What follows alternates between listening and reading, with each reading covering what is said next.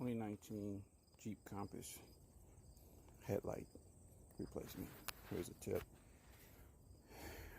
Unloosen the airbox here on the passenger side, but go around to the wheel well here.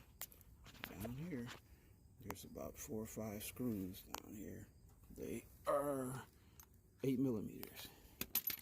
8 millimeter screws. You pull this right here, and you can get to the low beam. Stick your hand up in there, and you can reach it. Because it's almost impossible to get it from up here. I have to remove this bar, which means you got to take all this apart. You don't want to do that. So I'm doing an LED upgrade on the 2019 Jeep Compass. I'll let you guys see it when I'm done.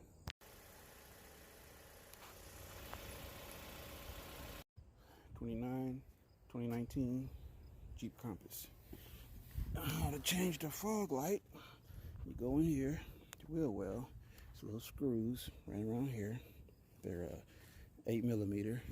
Then you pull this back, and you get up in here. I don't know if you can see it, but you can get to the headlight up there at the top, and you can get down here to the fog lights and the daytime running lights, all from right inside here. It's nice and easy. If you want to upgrade, this is where you go. Access.